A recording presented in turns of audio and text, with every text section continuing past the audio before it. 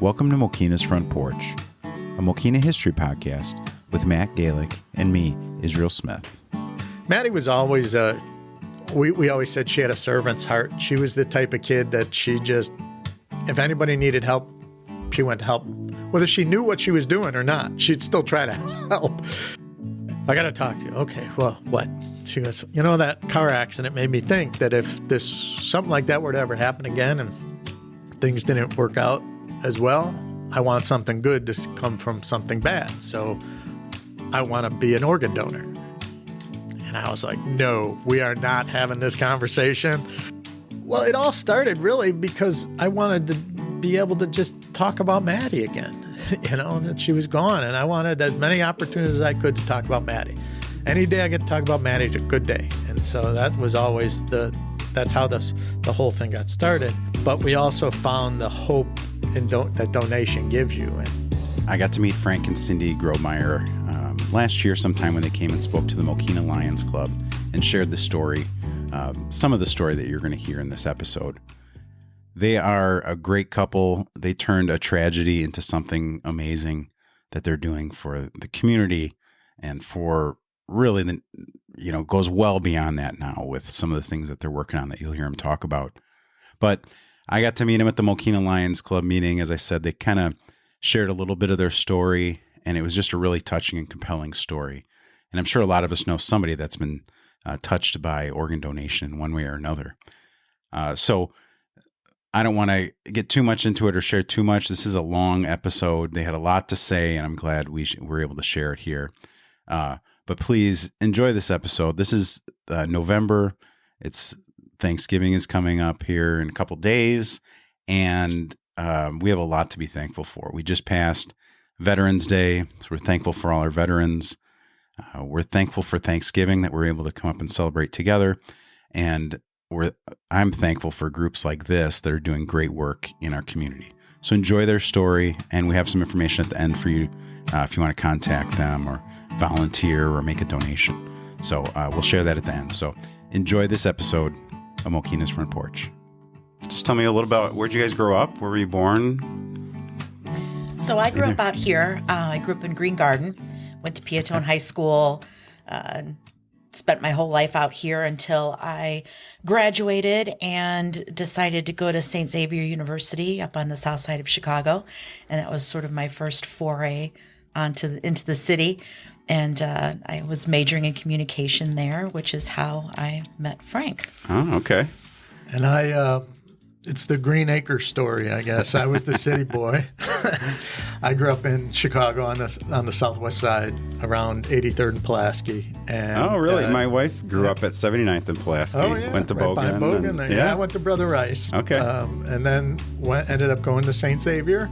And that's where, like Cyndi said, that's where we met. And then when we got married and were looking to buy our first house, she suggested we move out here, and I went, wait, south of I-80? Isn't that like where the earth just drops off? We can't go out there.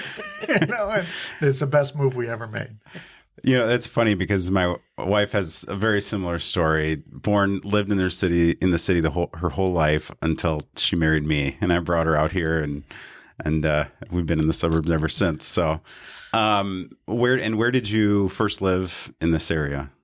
Actually, when we first got married, we moved to Worth, to an apartment in Worth.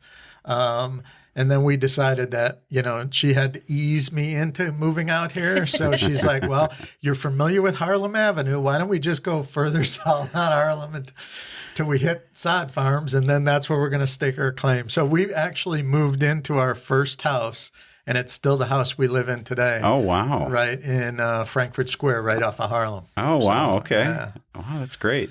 And so professionally, you said you studied marketing, and so is that what you all end up doing after college? So I started in the communication major thinking that I was going to get into broadcast news or something, I think like everybody back then, and ended up having an opportunity to help one of my faculty members teach and fell in love with it. So I eventually, when we graduated, I went and got my master's degree from Governor's State. Actually, we both did, and ended up teaching part-time for years. And I've been full-time teaching communication at St. Xavier University, our alma mater, Oh, wow. for the past 6 years. Oh, that's great. Wow. Okay. And I had out of college, I went to work in the news field. I was a reporter for several publications. Ultimately, ended up at the Chicago Tribune, covering the southwest suburbs, Hickory Hills area, Palos Hills area. What kind of stuff would you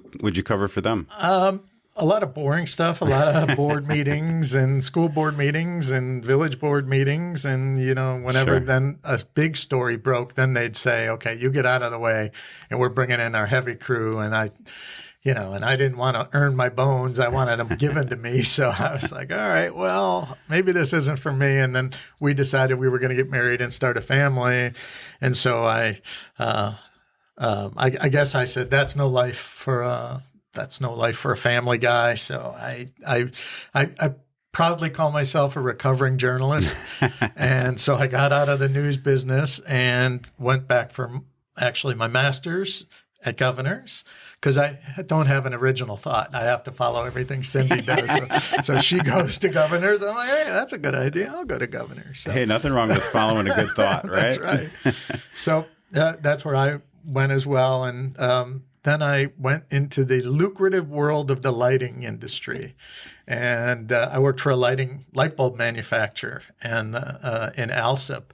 And when I started there, they told me, you get into this industry, you're never getting out. And I said, it sounds like it's a life sentence. And they said, it is a life sentence. So, yeah, I spent 30 years working in marketing for different lighting manufacturers and learned a lot and had a lot of fun. And yeah. So how about, do you all still have family, parents, siblings, or anything in the area?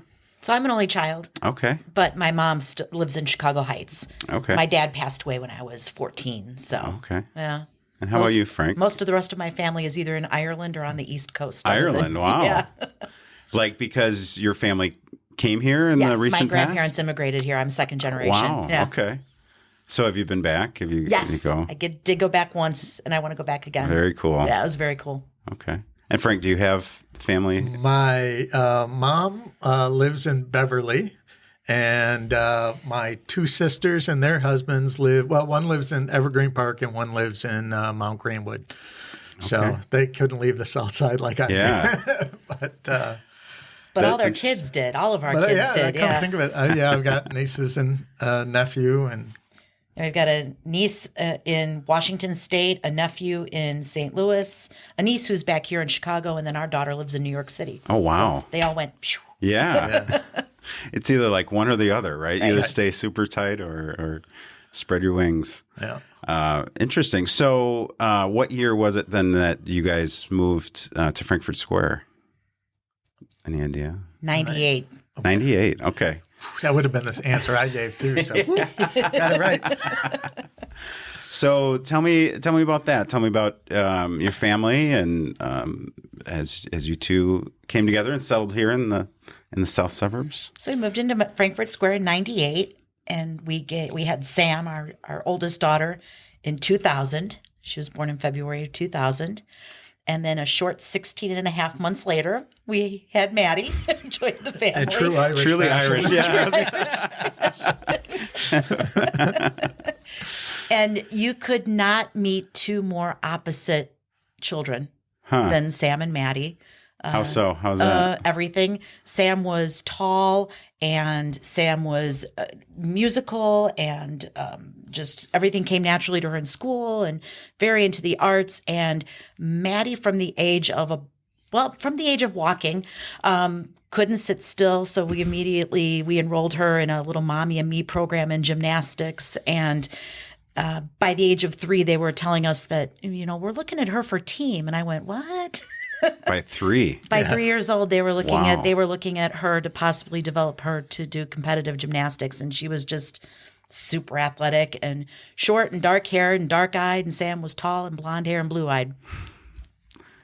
Go So figure. that's 3 years old. Now I know you end up at Gym Kinetics. Is that at that time? Does that come later, or how do you end up there? She was at Gym Kinetics her entire life, her entire gymnastics career, which is super unusual in the gymnastics world. There's very few gymnasts that stay at the same gym their whole life. So what was it that brought? Did you just happen to come upon Gym Kinetics, or It was just, they had a mommy and me class, Yeah. and so we decided that was a good place to go, and that was how we ended up there, and thank goodness we did.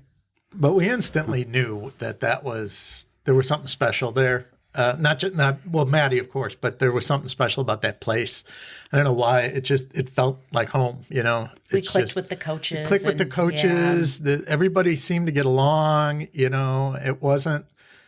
there wasn't a competitive thing amongst, the parents. And it just, I don't know why. It just had that thing that just made it click. It just felt like home. And we enjoyed it and Maddie enjoyed it because she stayed there the whole time. Yeah. Graduated from there. So how does that work? Not being really familiar with youth gymnastics, let alone you're doing competitions. Is it a year-round thing she's doing, or seasonal? They started looking at her at 3. She actually started on the developmental team right before she turned 6.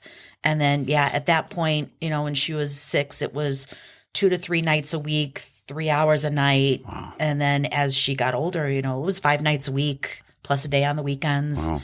So Frank used to say she probably spent more time in the gym than she really spent at home awake with us a lot of times. And then your daughter, Sam, did she have like kind of a counterpart to that? Was she into something? She did. She was in music and theater. And so she did band and choir, singing, vocal was her thing.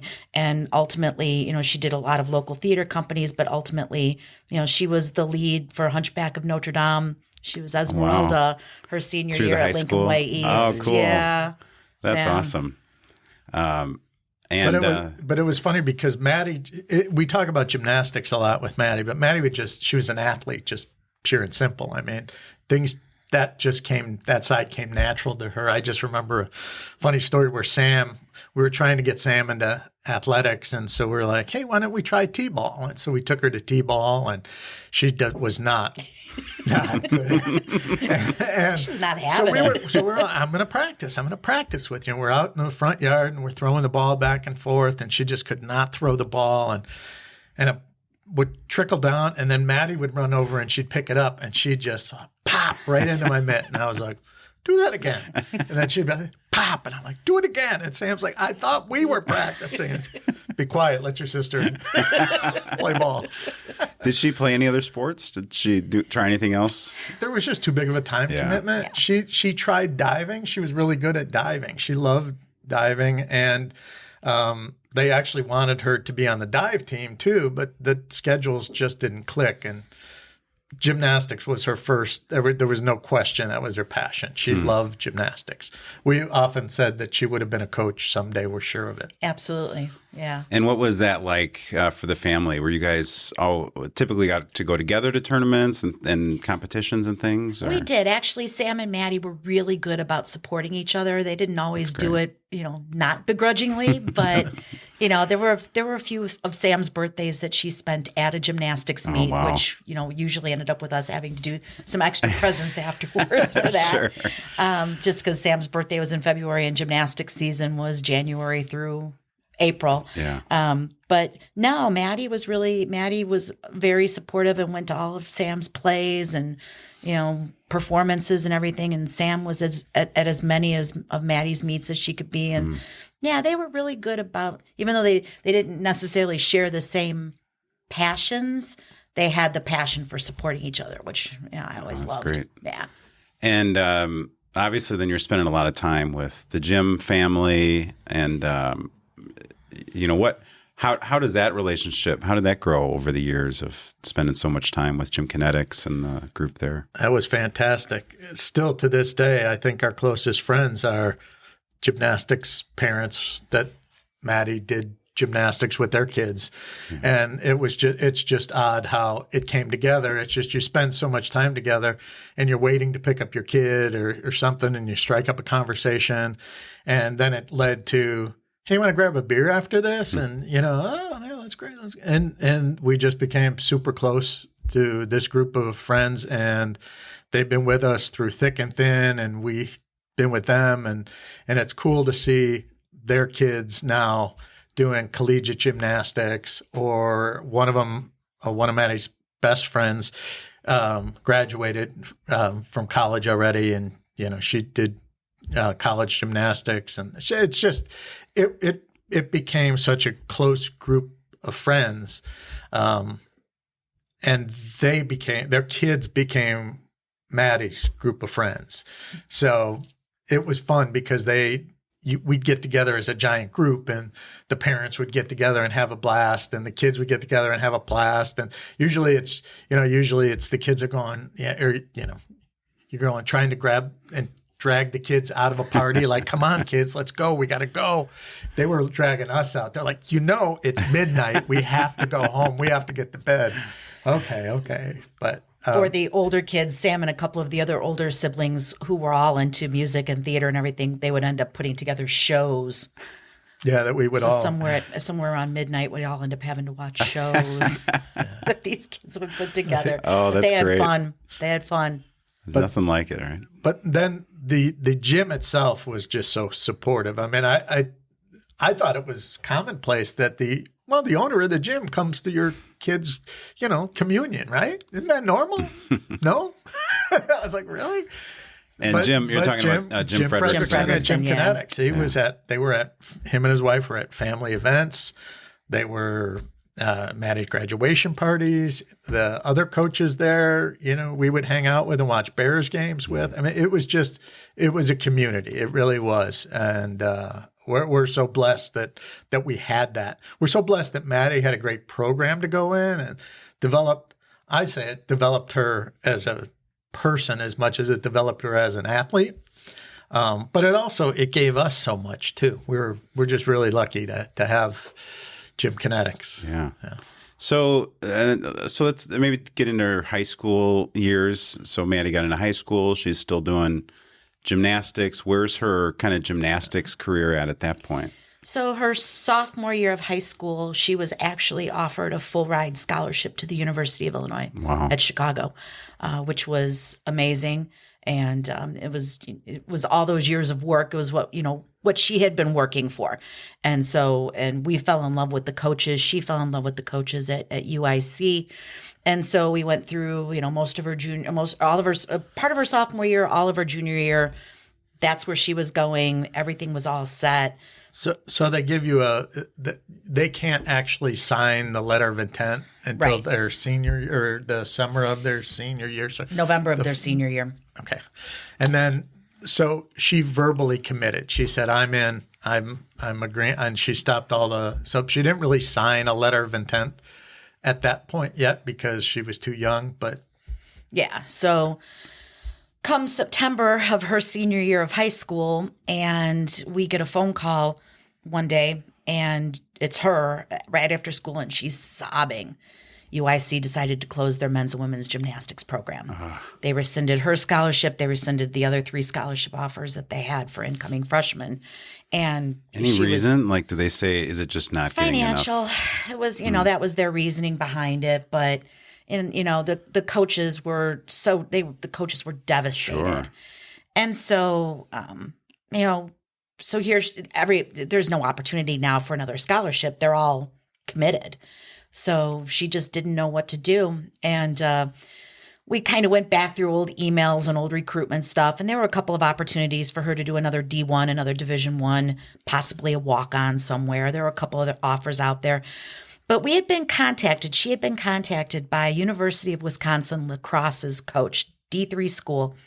And it was just it was the only D3 email that she had gotten where they had followed up with her and said, hey, if anything changes, come see us. And we're like, hey, maybe we should go for a car trip. And I'm like, I know lacrosse. It's God's country up there. It's beautiful. I grew up up there. 30 minutes from Oh, did lacrosse you really? Oh my gosh. until I was 10. Yeah. Oh wow, yeah. So you know. Sure. It's so beautiful. And I told Manny, I is. said, the very least, we get a nice weekend out of it. It's gorgeous up there. You're gonna enjoy it. And so we did. She agreed to go up and take a look. Just take a look. Begrudgingly again. I mean, she sat in the back seat of the car with her headphones on, kind of with a scowl on her face the entire drive. And we got up there and we met with the coach, the head coach, Casey Crawford. And within about 10 minutes, the shell started to break away and she started to soften. And by the end of the visit, we went to lunch afterwards and she looked at us and she goes, "This is it." She goes, "This is the first time since everything happened with UIC that I've felt wanted." Wow. And she goes, "This is my home." And yeah, that was. She said right That was there. her home. She's like, "I'm in. I'm in."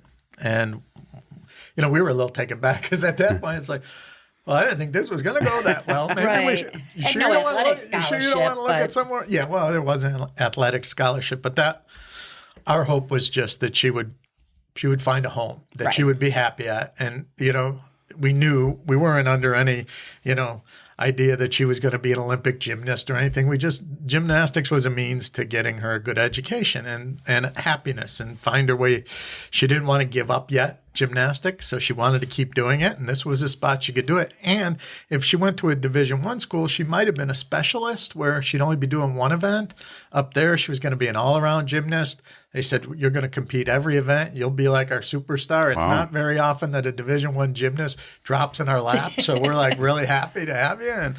And she was happy to be there. And I remember there was one, and on the tour of the campus, that time I knew that this coach was right for her. Not only did the coach do all the research and learn about what her skills were and how she can improve her. But I remember it was up there. It was the weekend where the Packers were playing the Vikings and UW lacrosse, like half of the students are Vikings fans, half of the students are Packer fans. And so she's like, the coach says, "Well, wait, you're from Chicago.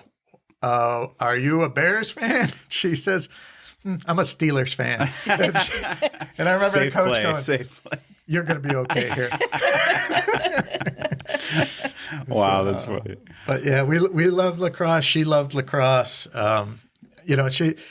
They had it in like a rec center that they had just completed a year or two earlier. They're like, you can rent mountain bikes, you can rent kayaks, you can go. And she was our outdoors girl. She loved being outside. And she saw that, her eyes lit up. She's like, so like if I'm bored on like a Saturday, I could just go rent a kayak. Yeah. She's And like, and it's amazing that, competitive gymnast, totally our outdoors girl. And she had asthma her entire life. Wow. She was diagnosed at the age of 18 months old, predominantly environmentally triggered, obviously not athletically, not exercise triggered, but environmentally triggered. And with all the exercise, that never bothered it. All the gym. it didn't help it, but it didn't. The chalk dust. The chalk dust did. definitely got, yeah. And we called her the chalk monster because she would come out of practice and she would be covered in chalk. And we'd look at all the other kids coming out and none of them would be covered in chalk. And we're like, how do you manage this? She goes, I like the chalk. Okay, good for you, kid. But she just never let asthma stop her, and we never let it stop her. So, yeah. So you left, or you visited UW lacrosse. Was there a commitment then at that point that she was going to go there? Yep. And being a D3 school, you don't have like a signing ceremony and you sign your letter of intent or anything. It's like a verbal commitment. And they don't have a big ceremony and everything. But I've got to say, Gym Kinetics, they wanted to make a big deal out of it because they're like, you know what? You earned a Division I scholarship and you chose to go D3 and we're going to have a signing ceremony. And it was just so nice. They had in the lobby, they set up a table. Jim went out to or ordered from the bookstore at UWL a giant Eagles flag and a University of Wisconsin lacrosse sweatshirts or shirts they had on that day, him and Wendy, and they had bottles of like grape juice out, like a champagne toast, and they brought all the kids from the gym out to applaud. And just to, talk about the family orientation, they did it in January because Sam was at going to school at NYU. And so she was in New York City at the time. And so they wanted to make sure Sam was going to be there for it too. Wow. And so they checked with us and they're like, when is Sam going to be home for the holidays? And so they held the ceremony while Sam was in from New York that's awesome. for January. Yeah. Wow. So so now we got to January of her senior year. Mm-hmm. Yeah. Where do we go from there? Well, I'm going to back up just a little bit because we're in that group where both of our kids started their high school career at North and moved to East. Oh, sure. When North closed. And we were probably, we're with that group of parents who were very upset that North closed. And we thought it was going to be the end of the world. And oh my goodness, our kids are never going to succeed because of this, and they're going to be stunted for life. And I'm sure there were kids that went through that. But I have to say, our experience in the transition was phenomenal with North to East.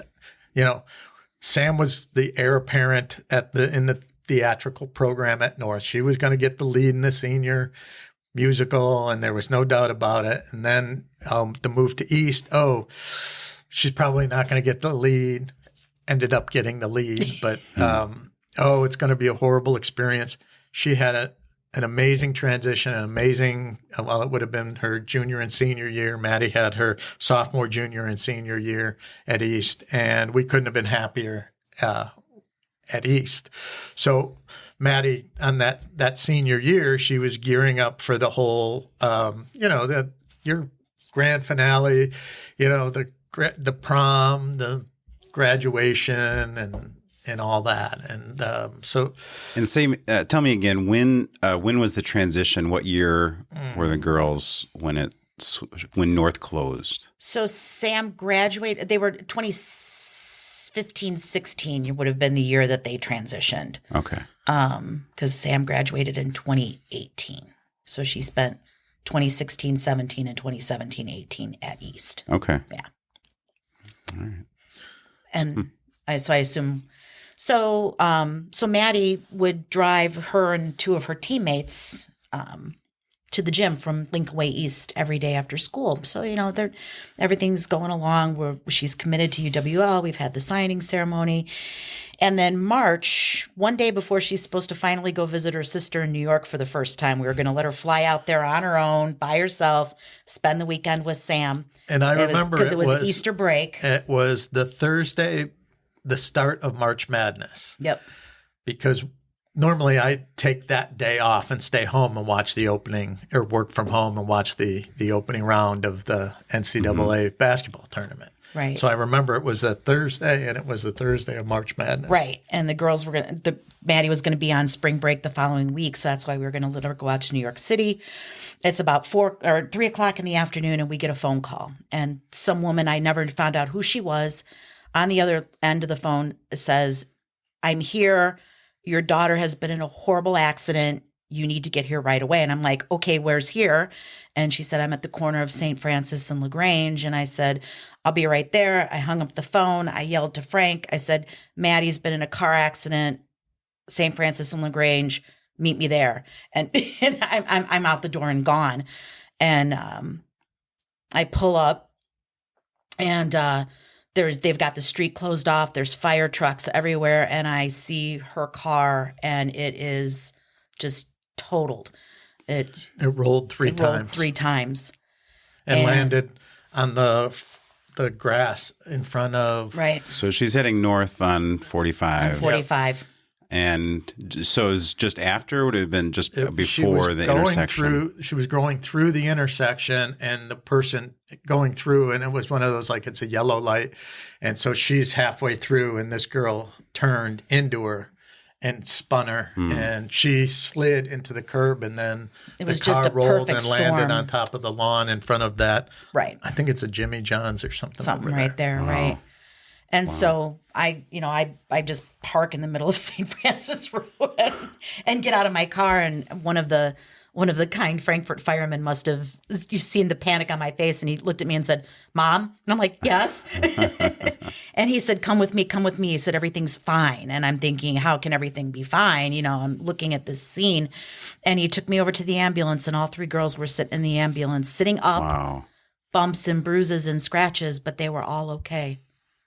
Which Wow. was, What was their reaction when Maddie they were in saw you? shock. Yeah. Yeah, they were in shock. And I think, And I think I said, I'm glad they're gymnasts. They learned how to roll. right.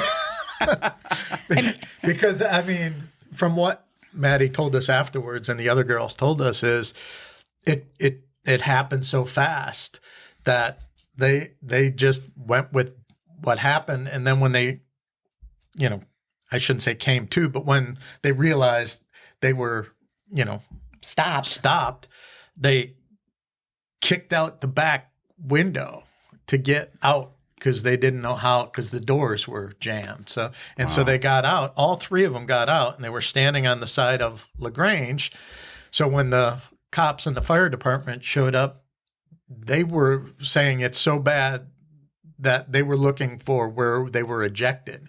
And they thought these 3 kids standing on the side of the road saw it. They're like, no, we were the ones in there. Wow. Yeah, they couldn't So believe they were it. like, Yeah, wow, they couldn't believe somebody that. was watching over you. Right. That's amazing. It really was amazing. And it obviously it shook them up. Because when I got there, I went and the fire, one of the firemen grabbed me and said, rushed me over to the ambulance, and I just peeked my head in, and they were just staring straight ahead. All 3 of the kids were sitting there staring like they were still trying to wrap their head around what just happened. Right. And But any injuries? nope. Nothing serious, no. No, Wow. I Bumps think, and bruises and Maddie and had the scratches. least of any of them. The other 2 girls had some, I think, scratches and bruises. Some but cuts. They all ended up competing regionals like 2 weeks later. That's amazing. Yeah. And we have no idea who this woman was that called us, but she said, but Maddie said she grabbed her phone and said, "Dial your mom," and she dialed Cyndi, and that's Yeah. how she. What a and- scary phone call. Terrifying. Yeah. Wow. And so we, that actually, we say all the time. That's how Maddie really. Well, she brought up to us. She had a conversation with us about how important organ donation was to her. Where did that come from? Do you know? We think she was just spooked, like she was just freaked out because of what happened, and she was laying in her bedroom and she's going through in her head, well, what if this didn't happen as good? What if the outcome was different? Maddie was always we always said she had a servant's heart. She was the type of kid that she just, if anybody needed help, she went to help. Whether she knew what she was doing or not, she'd still try to help, you know, and she volunteered. She was an adaptive PE leader at Lincoln Way East with special needs kids her whole career. Sam would say she followed her Yeah, into that. Sam did. Sam was an adaptive PE leader too. See, our family has leaders Yeah, and I'm seeing a followers. pattern here.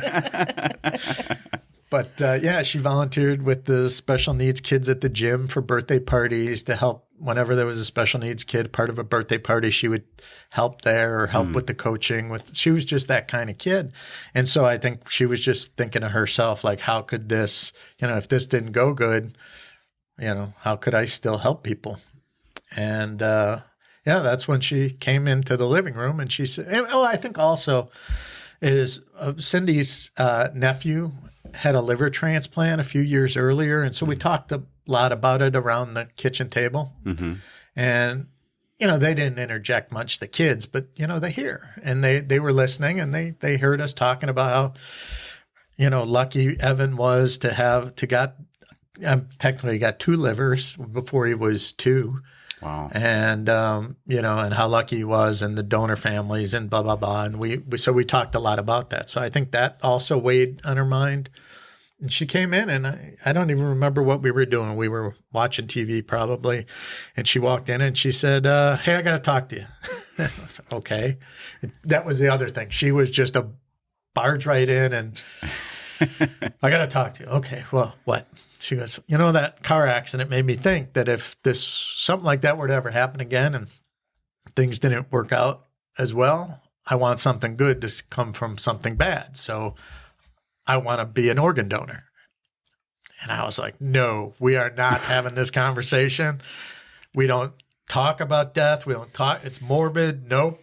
Did you think it was like a fear thing on her part, or what? Why do you think you had the reaction? I didn't know, but I didn't want to have anything to do with it. I was like so uncomfortable. And I think in hindsight, so she got her driver's license right before Illinois passed the Drive for Life Act. So she wasn't asked when she turned 16 if she wanted to be an organ donor on her license, and she knew she was turning 18. I'm sorry. Can you just tell? I don't fully know what that was. Sure. So the Drive for Life Act was passed in the state of Illinois, and it was enacted in January of 2018. And basically what it did was it opened up the ability for 16 and 17-year-olds to register on Illinois' organ donor registry. So so instead of waiting until they were 18 to be asked if they wanted to register to be a donor on their driver's license, they're now being asked at 16 years old. But until they turn 18, parental consent is still required in order for them to be a donor. Okay. So she just missed that. So she was not a registered donor on her driver's license. Wow. So it was an uncomfortable conversation to have, and then it was only a few minutes. I mean, it was short, but we were uncomfortable, and she was that type of kid. You know, she's like, "No, you have to listen to me," and we did okay, we understand. Check, we hear you. We're never gonna have to worry about it, but thanks for telling us. Yeah. And little did we know. Yeah. But at that time, it didn't really affect you guys. You weren't jumping out. I mean, maybe you were already. I mean, did you even know if you were organ donors at the time? Or yeah, we were. Yeah. But it wasn't something it was something on our driver's license that we never really gave a second thought to. Right. And, we're glad that she mentioned it at the time. We're like, okay, well, that's good to know. But like I said, it was a short conversation. And yeah. But then she went on after that. She had a wonderful prom and wonderful end to her senior year, graduation. She was ecstatic, and Sam was in for it, and yeah. Because Sam was 1 year ahead. She 1 year ahead. 1 year ahead. Yeah. So she had spent her first year. Just finished up her freshman year at NYU. All right. And came home for the summer, and Maddie graduated, went to gymnastics camp for a week up at UWL, got to know her teammates, got to know her coaches, came home ready to start college that day if she could. She's like, can really I just took stay to it. here? She liked it, huh? Yeah, can I just stay here? Yeah. But she had to come home and have a graduation party. So yeah, I remember her texting us from UWL saying, can I just stay here? Yeah. No. Not yet. Soon. Not yet. Soon. And and so, Sam always says Maddie checked off so much in that last few months. She did. Really? She did a lot of stuff. Yeah.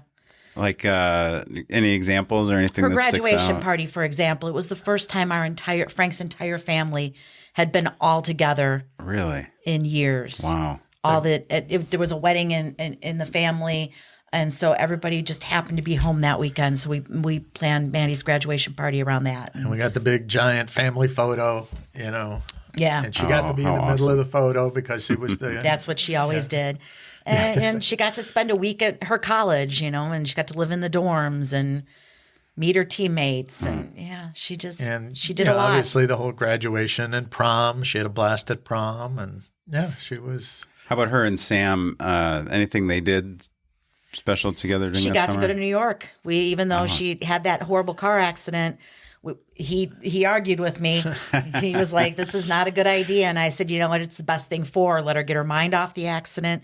Yeah, she went to New York City with her sister that weekend, and it's probably a good connection for them. Huh? It was. It was they got to be in New York City by themselves What were you guys thinking? I know exactly. At 17 and 19 years old. Go figure. Wow. Now Sam is very, very mature and very responsible. So there's another difference between the two of them. Yeah. Okay, so you have the graduation party and the graduation party, and then right after the graduation party was a week before her 18th birthday. So was it a week? About a week before, week and a half, maybe. And I had gone out of town on a business trip, and I came home that Wednesday, which would have been 3 days before her birthday. Mm-hmm. And I just remember I came home and it was like mass chaos at the house. Cyndi was running, doing something for work, and Sam was going somewhere, and Maddie was going to a concert that night, and with one of her teammates and a couple of friends and a parent, and they were going to see Shawn Mendes at the Allstate Arena. And it was one of those where I remember coming home and it was our paths crossed, and she said, we're going early because we're stopping for dinner, and all right, see you later, love you, bye. And then Sam had some homework or something, and then it was a nice quiet evening. And then we got a call, it's about 8:00 at night, from the mom who was kind of like the chaperone of this group. And all she said was that Maddie passed out at the concert. And she said, you should come up here. And so we were like, okay. I mean, probably. And just so we don't sound like horrible parents to have such a reaction like that, but this was not the first time that Maddie had a bad asthma attack. And her 8th grade trip to Great America, she ended up in the hospital because she had a really bad asthma attack and they couldn't get it under control. So no way the expectation is of anything but just kind of an incident. Yeah. No, at this point, it's just she had a bad asthma attack. She's got to go into the hospital, get a couple of albuterol treatments, and she'll be fine. The mom said she's with the paramedics right now. So we're like, well, okay, they're being cared for. That's good. So we hop in the car and we start to drive up there. To Rosemont, because they were at the Rosemont Theater, the Allstate Arena. Yeah. And for some reason, we're in the car and it's been 20, 25 minutes. And I said, this is really odd that I haven't gotten a call from the paramedics, because when this has happened before, usually somebody has contacted us and said, everything's okay. We're heading to this hospital, whatever. And so I called for Linda back and I said, have you heard anything? What's going on? And she goes, I don't know, but it looks really bad. You should call the hospital. Okay. So I call the hospital, which was Resurrection Hospital, and I get patched through right to the ER. And whoever it was on the phone, I don't know if it was a doctor or a nurse, they're like, you need to get up here. She's already coded twice. Oh my gosh. She coded in the they found her unresponsive, and she coded in the ambulance on the way there, and she was coding again in the ER when we were calling. Wow. And so needless to say, I found out how fast my car could go because I just gunned it, and I don't think we remember how we got there. So we pull in, and they're waiting for us, and they rush us into this side room that was next to. It was like a consultation room, and I remember there was a doctor, a nurse, and a Rosemont cop. Yeah, that were there. And they said when we found her, she was unresponsive. She was clutching her asthma inhaler. She wasn't breathing. She was coded. We intubated her. We resuscitated her. And then she crashed again when we were trying to get her on the gurney. And we did CPR, and we got her here, stable enough to get her here. And the doctors are like, telling us this, and then all of a sudden somebody comes in and said she's crashing again. So they go rushing in there, and then the nurse said there's another ER bay next to hers. She goes, you can't go by her, but you can go in that bay next to her. And so we did. We went in there, and and then when she was stable, they said you could come in, and they had put a chest tube in her. And they rolled her over. And when they rolled her over, her eyes were open. I remember seeing that. And I remember thinking to myself, that's unusual. And I said to the doctor, I said, you must have her pretty heavily sedated. And the doctor, I know he was being kind. He just said, no, there's no sedation. That's one tough girl you got there. And I remember thinking, I don't care how tough you are. There's no way you're putting a chest tube in and with Not flinching and no sedation. And so I think I knew, I think you knew at the time we talked afterwards and said, yeah, I think that was the point we knew she Bad. wasn't there. Something wasn't right here. And we weren't going to admit that at that point, Right. but I think we both knew in our hearts that this wasn't good. and that hospital, they were amazing too, because the doctor said, we're a little bit over our heads here. And he's like, right next town over in Park Ridge is Lutheran General Hospital. They have a pediatric intensive care unit. She's technically not 18 yet. She's got a couple more days. He said she's technically still a peds patient. We can medevac her over there and she'd get better care. And we're like, do it, anything. And so they did. They got her stable. The helicopter came, picked her up. We got in our car and drove over there. I think we beat the helicopter. Wow. But yeah, so I mean, they say what they have to do is close O'Hare's airspace whenever So it there's takes a a little medical. while. So it takes a little while because they got to take any plane that's in a holding pattern down before they can put the helicopter up. Oh, wow. And then they got a clear shot. And so when we got there, they were pretty straightforward with us that this was really, really serious. And that, I mean, I hate to make a joke out of it, but duh. I mean, of course it's serious. Yeah. We knew it was serious, but they're like, no, this is like really bad. And so they were prepping us for what would happen. But I think it was a few hours. As much as you can prep. Yeah, a few hours later, I think they came and said, okay, we've got her stabilized. She's in a bed. She's on a ventilator. She's on life support, but she's, you can go be with her. Go be with her. And do you think at that point it's a positive? Somewhat. Are you thinking it's a positive improvement? Or, Yeah. Yeah, I think at that there's point, so many things that go through your head at that point. You want something positive. Right. Sure. Yeah. To hang your hat on. Yeah. And you're preparing yourself for, we're being told that there's probably brain damage. And so we're like, okay, we're in my head, we're preparing for that. Yeah. And then, we were in the room with her, and we're, the nurses are coming in and they're doing checks, like they're running something up her foot to see if there was any reflex, or they check her eyes and shine the light in there. And we're like, man, there's nothing. She's just laying there. It's, you want to have hope, but then you see those kinds of things, and they're trying not to tell you, but we can figure it out. Right. At this point, I'm thinking coma. So the next morning, so that we made it through the night, and that morning I told Cyndi, I said, we have to let the people at the gym know. That's our family. That's, Gym Kinetics, that's our family. So one of the moms, who's a friend of ours. At this point, we had called Frank's sisters, obviously, and his sister and brother-in-law actually drove out to our house, picked up Sam.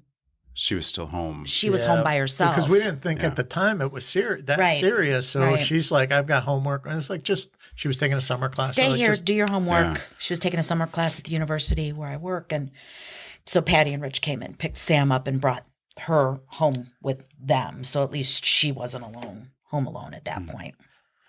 Then we had to start contacting everybody else. So then we had to contact everybody else. So we called our friend Deanna, who's a nurse and part of the Gym Kinetics family, and we said, we can't make all these calls. Can you just let somebody know? Let everybody know. And she's like, okay, I will.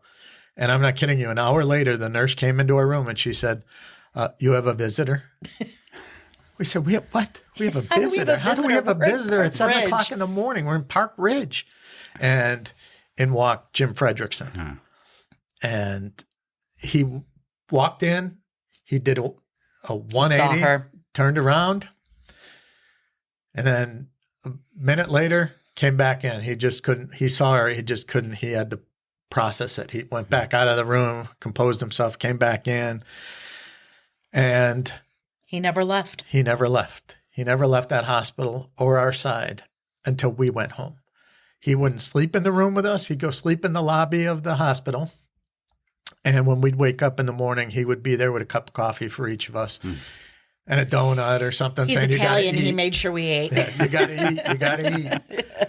And yeah, he was there the whole time. Every time Maddie had to go down for a test, he'd tell us, "You sit. You have a cup of coffee. I'm going to make sure she's not alone. She's never going to be alone." Wow. I'm like, okay. And yeah, so the next day was her 18th birthday, and we had planned on doing an 18th birthday party for her at the house. So we put the word out because we kind of knew what was going. They at that point they had told us she's probably not going to make it, and so we put the word out and said, if you want to see her and you want to have a birthday party, we're having a birthday party here at the hospital. And next thing we knew, had to be 30 or 40 gymnasts, girls and family coming in and out of that hospital. And I'm sure there were violations of so many different codes at that hospital. I can't even imagine. But they were just they were great, compassionate, and they just go. And every time it get a little loud, the nurse would just come in and go, like, okay. And they were just the most amazing hospital, the most amazing. The nursing staff was incredible. We're still in touch with several of them. Wow. They kind of became family. I bet. So we celebrated her 18th birthday in the hospital. Halfway through her 18th birthday, they did the first brain death test. So they go through this arduous testing, and they allowed us to stay and watch it if we wanted, but they warned us, and we went and we stayed for it, and it was horrific. But it's basically they have to see if she's going to breathe on her own. So they take her off the ventilator. They do different blood tests. They do different sensory tests. They squirt water into her eyes, and it was just horrible. But they have to do that, we understand, to see if there's any brain activity, any brainstem activity, and anything, any sign. They would not have done the test or a second test, but they didn't get any signs. So being a PEDS patient, they had to do a second test. So we won't go into that whole story, but they did a second brain death test about 24 hours later, and that's when she was declared brain dead. So there was no brainstem activity. There was no brain activity. And that's at that point is when Cyndi and I basically said, we need to talk to people about organ donation, because that was a conversation we had several months ago, and that's what we want to do. That was in that moment. Actually, I shouldn't say. Cyndi remembered that conversation first and said, "Do you remember that conversation Maddie had?" And I said, "Oh my goodness! Like, how did that? Wow! Like, how did that come about?" And yeah, so we have to do this. And then they had mentioned to us that like only 1 in every 1,000 people can actually that register to be a donor. 3,000? 3 in every 1,000. 1,000 people who register to be a donor can actually be a donor, because you have to die in a certain way and your organs have to be preserved and oxygenated blood and all that. So you basically have to pretty much be in a hospital on life support. And so they said, that looks pretty good. So yeah, we'll introduce you to the organ donation people, which they did. And a whole new journey began at that point. Yeah, that's when it totally changed our lives. I mean, obviously the death changed our lives. There's no, I mean, it's hard to even fathom, but yeah, but the actual organ donation, let's call it piece to that puzzle, changed our lives as well, because we realized that what was Maddie's passion had to become our passion. So kind of a way to carry on. Well, it all started really because I wanted to be able to just talk about Maddie again, that she was gone. And I wanted as many opportunities as I could to talk about Maddie. Yeah. Mm-hmm. Any day I get to talk about Maddie's a good day. And so that was always that's how the whole thing got started. But we also found the hope that donation gives you in that.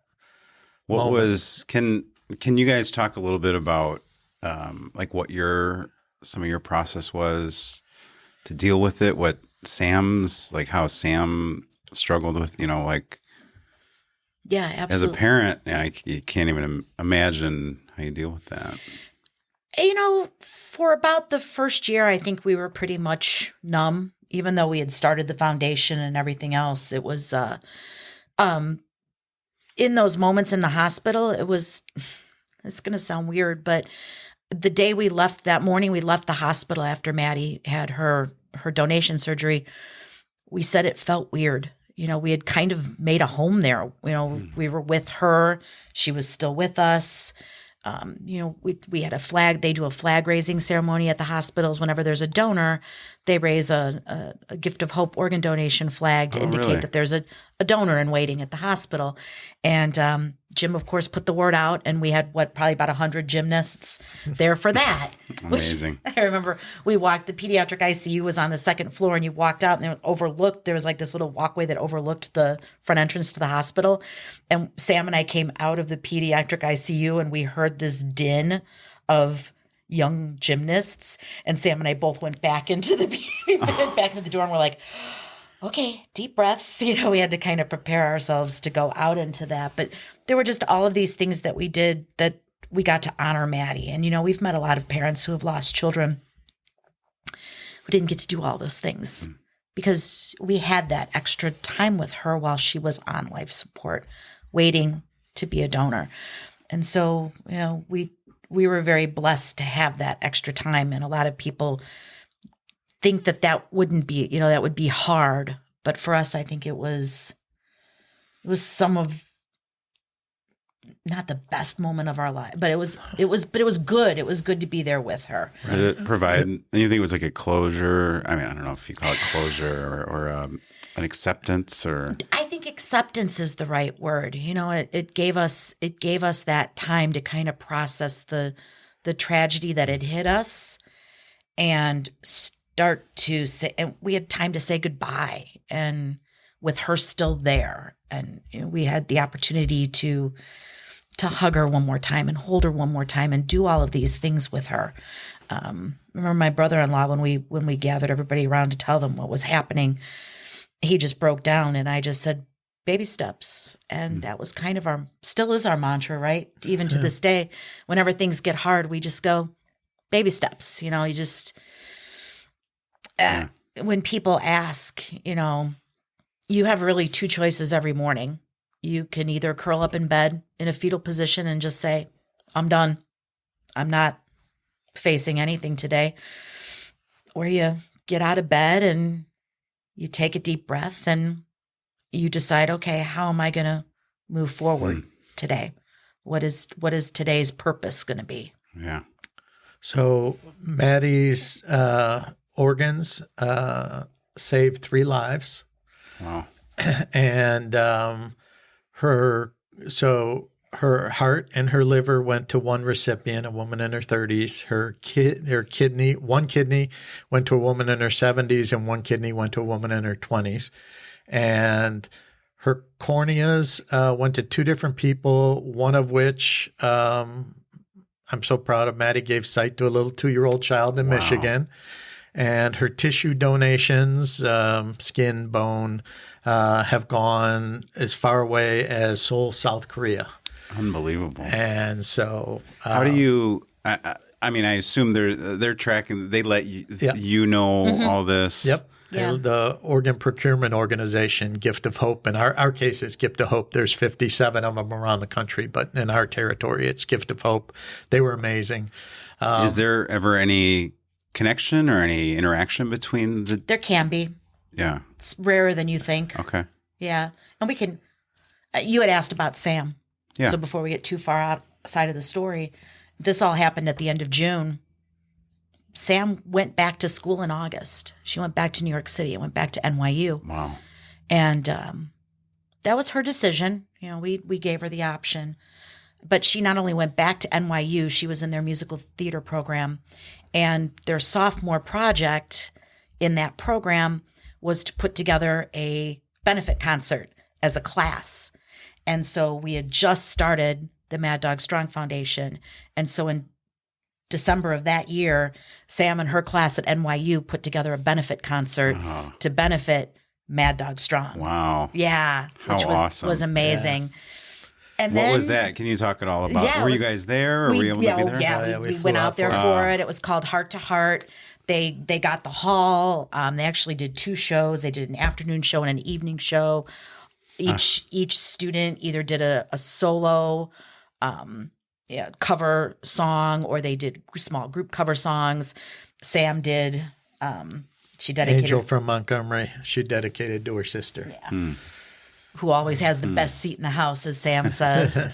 And they raised almost $3,000 for Maddog Strong out from that benefit concert. And the thing that I was happiest about is we got a chance to speak at the end and do our little pitch for organ donation. And I do an exercise at the end of every time we do give a speech. And I basically tell people to picture the person they love the most in this world.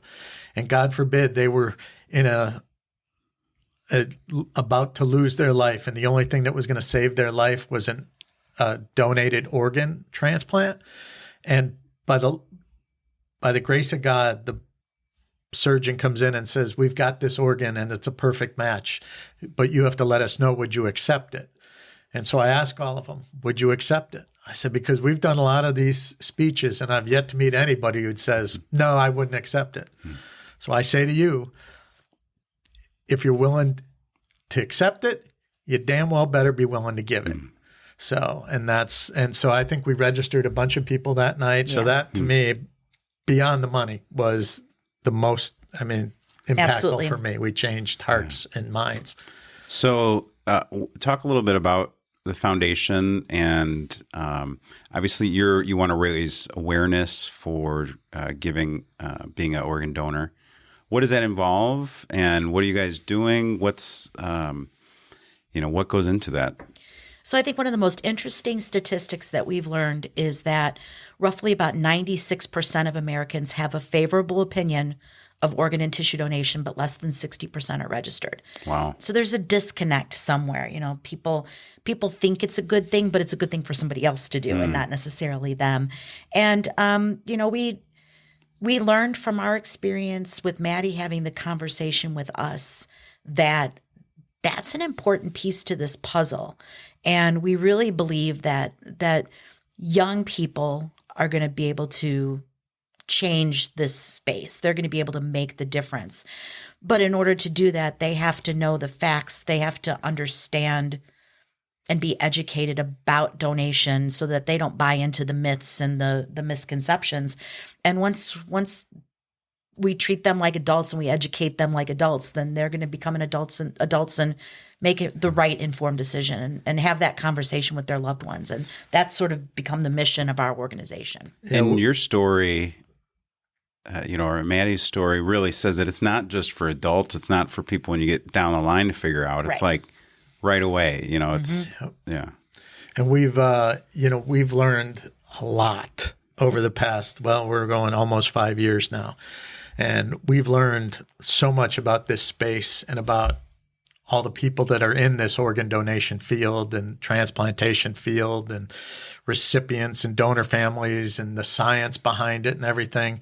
And we just keep coming back to the fact that, where everybody else in this space thinks that the registration is when things end, like, okay, that's the goal. We've got them to register. To us, that's just the start of the process. Getting them to register is the easy part, in my opinion. The hard part is getting them then to have a conversation and remove that taboo that we can't talk about it. Like me, it's morbid. We don't talk about that stuff. No, we need to be able to talk about that stuff. We need to be able to have these conversations. Don't just check the box, have the conversation. And so that's why we're focused on the education side and making sure people can have that conversation. Don't just register. It's great to get you to register. I'm happy. But you're never going to advocate it. The registration is just something you can change now. Like we can get them something to do now. I want to see this change to where in the future, there's no question. It's like, you don't have to ask somebody, are you a registered donor? Because they're like, of course I'm a registered donor. Right. Isn't everybody? What kind of objections do you ever hear objections to people? A lot. Religion's a big one. A lot of people are under the misconception that that their religion does not allow for donation. Either that's there's a problem with the burial, but every major religion views organ donation as your last act of charity. And you're both very involved in part of St. Mary's. Yes. And obviously they're big supporters of what you guys are doing. They're amazing. They are amazing. Father Dindo came to us and asked us if we would do an altar call one Sunday. This was 2 years ago, and then considered doing a registration table in the narthex after masses. And we said, of course we would. So we went, and I gave the altar call after every mass, gave a little short, comment about organ donation. And then I said, the reason I know so much about organ donation is because, we're donor parents. And I tell a little of Maddie's story. And then we manned the table afterwards. That was the single largest registration event we have ever done in our 5 years of doing this.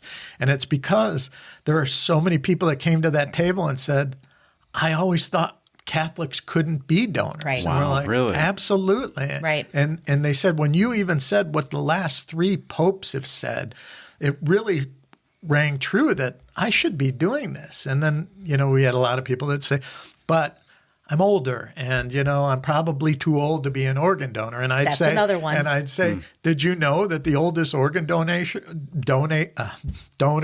was 96 years old? Wow. And the oldest tissue donor was 107 years old. Oh my gosh.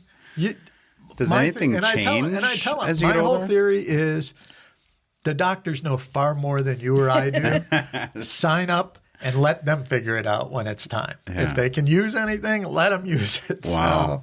We are just so blessed. St. Mary has been so wonderful. It inspired us to create something we called the CODA Crusade, Catholic Organ Donation Advocacy Crusade.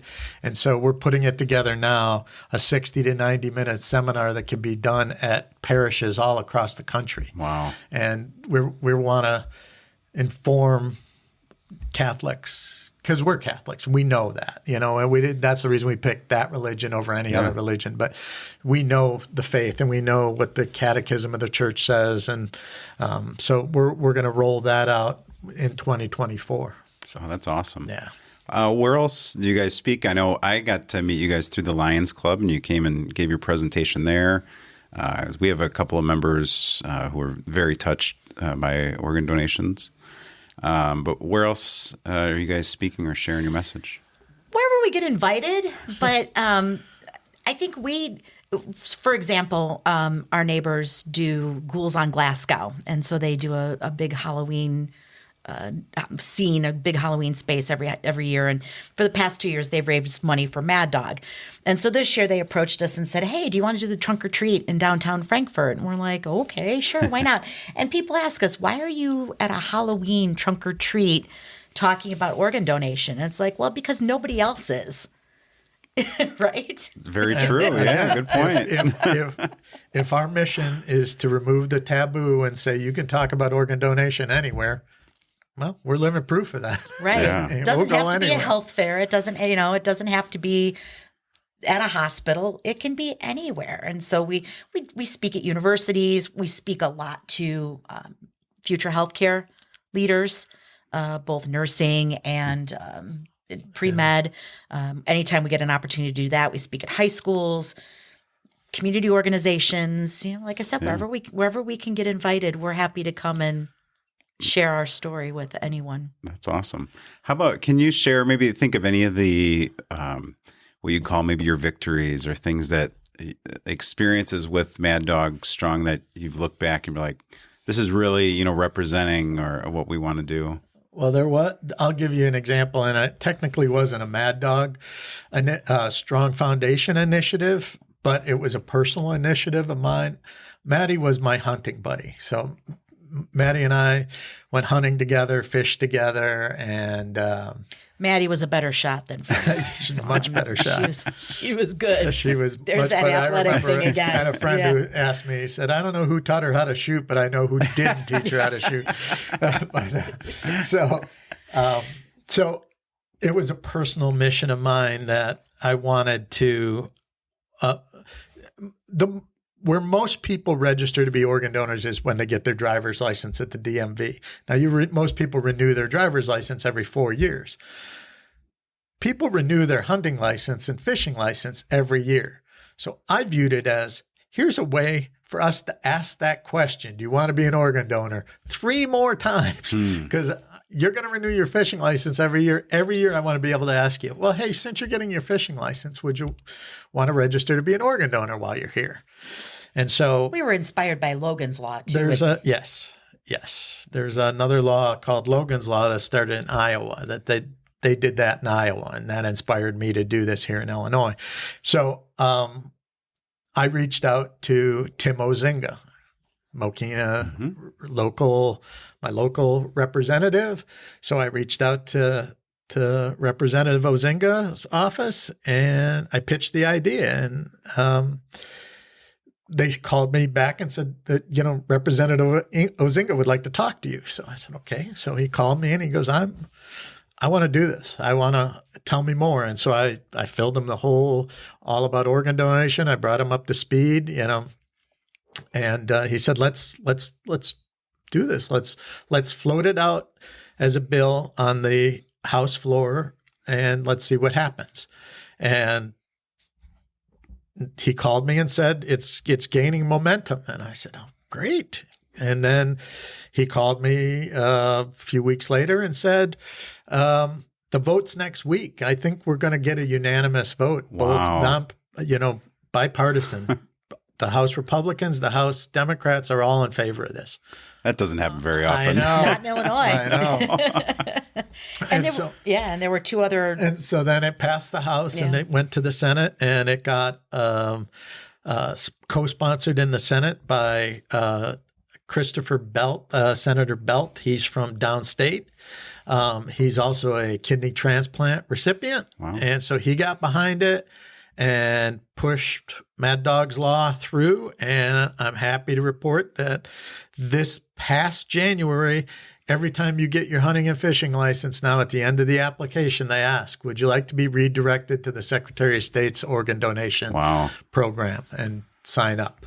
That's amazing. So congratulations. Thank Good you. for you. It's, I couldn't have done it without a lot of help, but especially Representative Ozinga. And, well, it just takes somebody pushing the effort to start it, right? Yeah, I'm just glad it's happening, and I can't imagine how many lives could get saved by this. Is it too early to know, like, if people have signed up from it, or? Oh, I'm sure they have. I don't have statistics yet, though. I'm hoping that after the first year, they'll compile those and let me know. It's the Secretary of State's office. I don't know if they can separate in their system where they come from. Come from. Okay. From the online where they got redirected from, but I'm hoping they can. How about has the Secretary of State's office been cooperative with you guys? Do you work with them? And Absolutely. Yeah. Yes. Yeah. Well, the former Secretary, Jesse White, huge advocate for donation. He's had some family contact with donation, and so he was a huge advocate. And the person who runs, I honestly don't know what Dan's title is. I don't know either. I say he runs the Chicago office for this organ donor program. I don't know if he technically does or not, but he is an amazing guy. I mean, this guy is out there every single day, weekends. He's at health fairs. He's everywhere. Wow. Anywhere he goes, he'll talk about donation. And he lost his fiance who was waiting for a kidney. Oh, wow. And she worked as the organ donor advocate for the Secretary of State before him. And when she passed, Secretary White called him in and said, Dan, I know I can't think of anybody better to take over Vicky's mission And he did. than Wow. you. And he did. And he's been there a lot of years. And he's a fantastic guy and does so much for donation. What a great advocate. Yeah. He Somebody with is. that experience. He came to our first our inaugural Miles for Maddog race, and he walked the race carrying this giant Donate Life flag, Wow. which became the inspiration for the next year.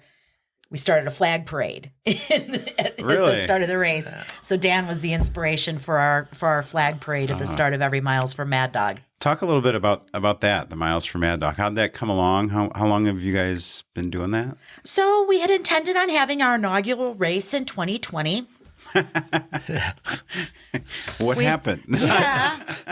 This first socially distanced 5K. Yeah, the first socially distanced 5K. Yeah, it obviously did not happen, but we were able to run our inaugural race in 2021. So this has been 3 years now. We've had 3 races. Great. So we do it's our biggest event of the year. And where do you do the race? We do the race in Frankfurt in conjunction with Frankfurt Square Park District. They've been an absolutely amazing partner with us.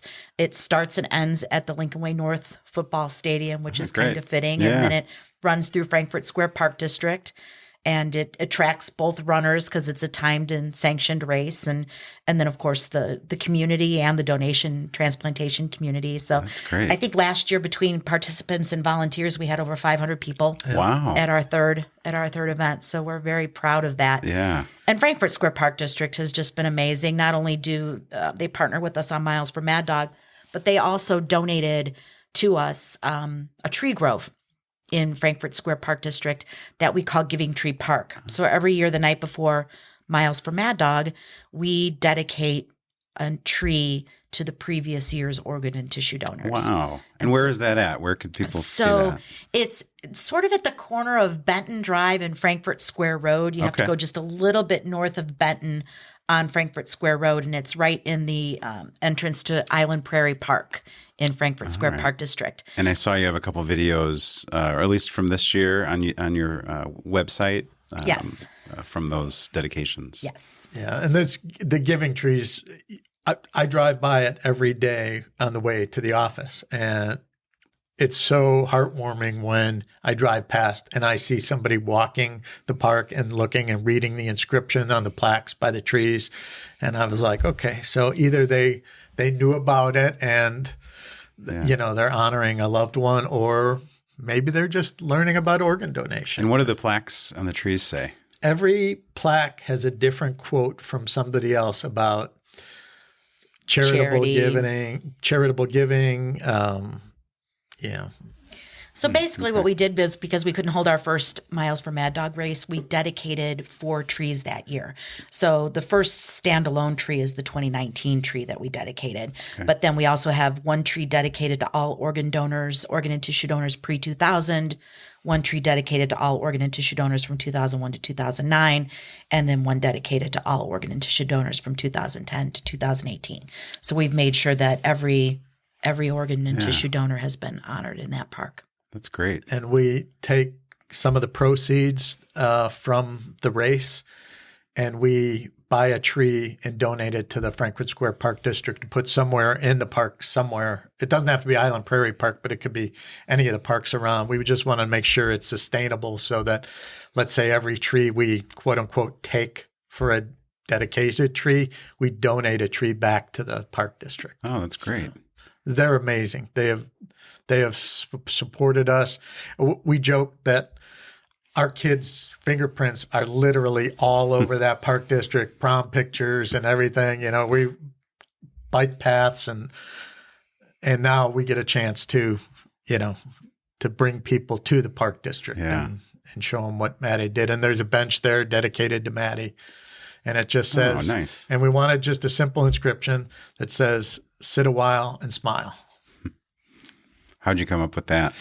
It's just, just came to us. We just that's what she would have wanted. She just wants you to sit there and smile, just enjoy life. Because that kid, there are, and I'm sure everybody knows one of these type of people that just lights up a room. They've got that charisma. They're funny. They're witty. They're a little goofy. They're and loud. they're loud and they just light up a room and they're just full of life. That was Maddie. And so that's what she just smile. Yeah. Yeah. So you obviously you raise money, and you also look for volunteers, right? You're wanting people to help volunteer with.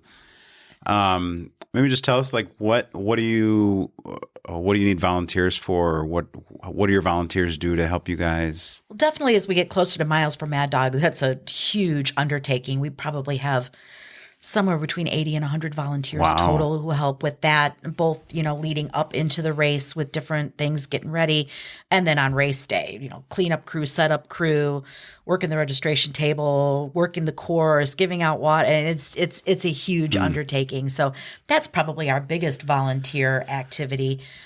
We do things on college campuses where we have volunteers there. So like in next week, 2 weekends, the middle of November is something called the National Donor Sabbath. So certain campuses that have chapels on their campus, they'll do an outreach event surrounded about the faith community and organ donation. And and then we just, we hold different events and have, like, we do parades. We do the Frankfurt Fall Fest parade and that, and the 4th of July Mokena parade. And we like to have volunteers walk with signs representing donor heroes with pictures of donor heroes who, so it's always we always need volunteers. We always need volunteers. How about any maybe struggles? What's been any struggles with the organization or things that you've kind of got through that over the years? Yeah, go ahead. No, go ahead. No, I was just going to say, I think any community-based nonprofit always struggles with fundraising just because, in order to get from, to build a sustainable organization, that's the key for us is we want this to be sustainable.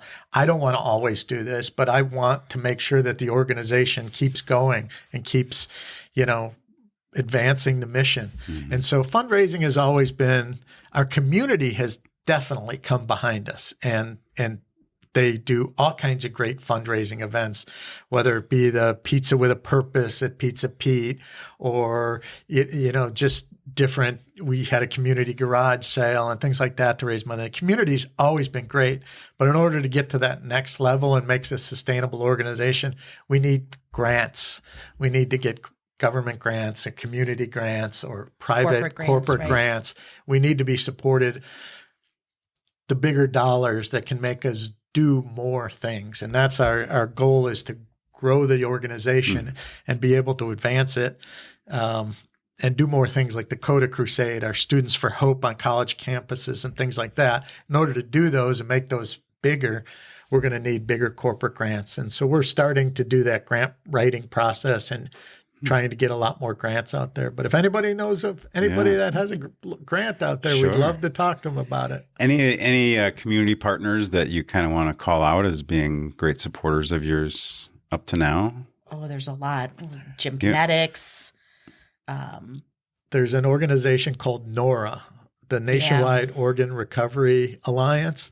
They're the ones who transport organs. There's the Chicago chapter that the gentleman, I won't mention his name, but he lives in New Lenox. He found out about our organization this past year, and they have been phenomenal. Well, we'd say we're doing an event. Any chance you can bring one of the organ recovery vehicles to have at the event? And next thing you know, there's 20 of these there. Oh my gosh. And these guys are just amazing. Nora. And then they connected us with a bunch of car dealers in the area that they buy cars from who are now supporting us. And so Pizza Pete is amazing. Pizza Pete. Ozinga, of course. They've sponsored Miles for Mad Dog. We do sponsorships every year, and we get a lot of the community-based businesses that support us. Image 360 has always been good to us. Printing by Joe has been phenomenal. That's great. It's great to see people form behind a community form behind an organization. Yeah. That's well. I like to tell people, that to me is where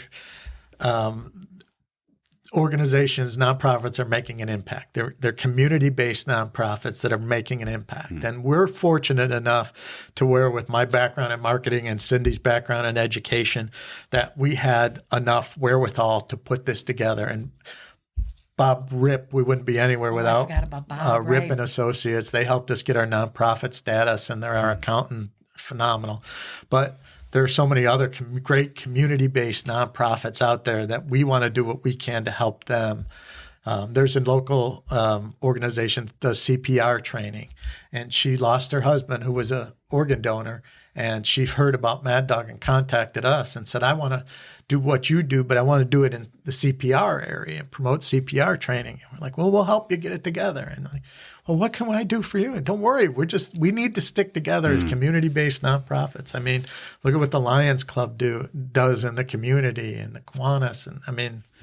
And that's why at Miles for Mad Dog too, we invite any community nonprofit partner who wants to come have a table at Miles for Mad Dog and introduce people to their missions. Oh, that's great. So yeah, we usually have several dozen last year. Yeah. So we like to be able to take that opportunity to showcase other nonprofits in the community.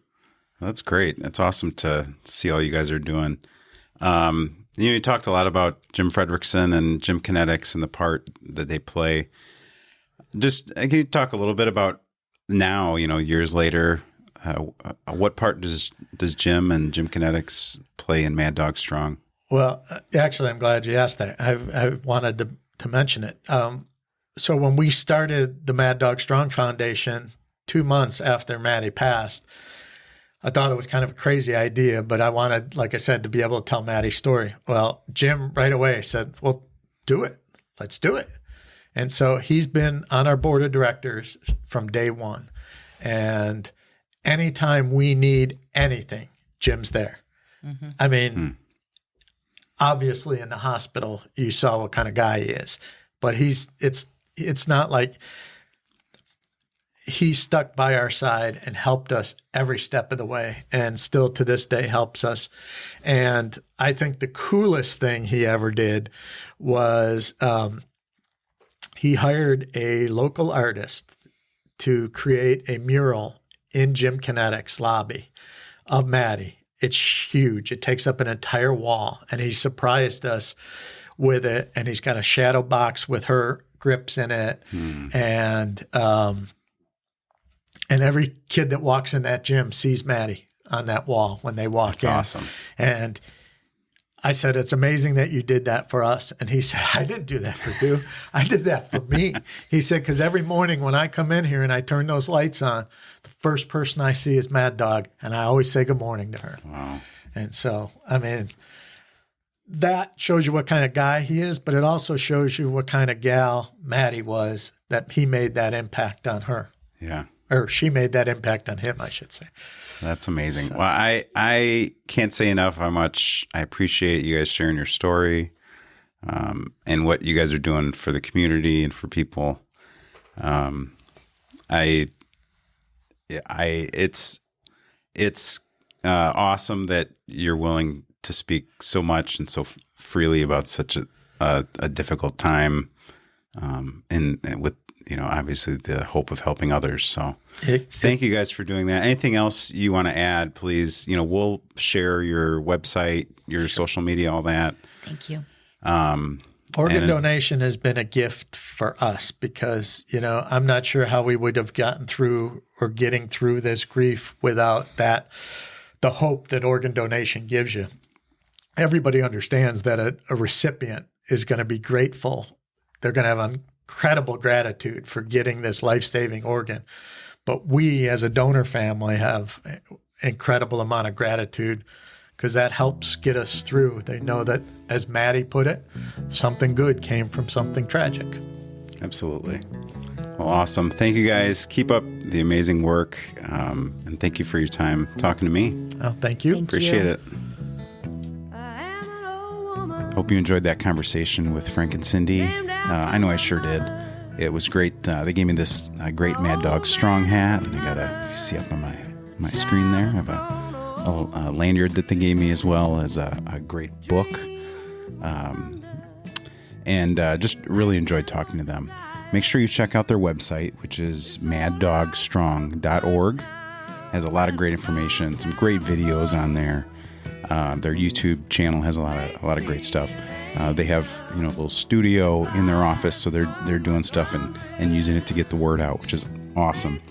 You can find them on Facebook, on Twitter, or X, and Instagram. Miles for Maddog, their 5K, is on Saturday, June 24th, 2024. So I think you can register already. So do that. I know we're sure going to be out there this year, and this coming year, next year, and looking forward to that. So other than that, just again, please share these episodes if you're enjoying the conversations. If you're enjoying the episodes, we'd love it if you'd share it with your friends, your family, especially something like this gets the word out about a great organization. So we have this locals page on our website now. Has local stuff on there, a lot of local organizations. So check those out. We have the link on there to Maddog Strong, as well as a number of other ones. And if your organization or an organization that you care about is not on the list, please send us an email with the information. We'd love to add them on there as well. Along with events. If you have events you want us to post on there, we'd be happy to do that too. So check out our website, MokenasFrontPorch.com. We're on Facebook, Twitter, YouTube. This one will be on YouTube. We did a video for all of it, so it might not be a crazy exciting video, but we will have this full version on YouTube. And so have a great Thanksgiving or Christmas as it comes up, or whatever holiday you're celebrating. And thanks for listening. We're thankful for you, and see you next time on Mokena's Front Porch. There's flies in the kitchen, I can hear them, they're buzzing.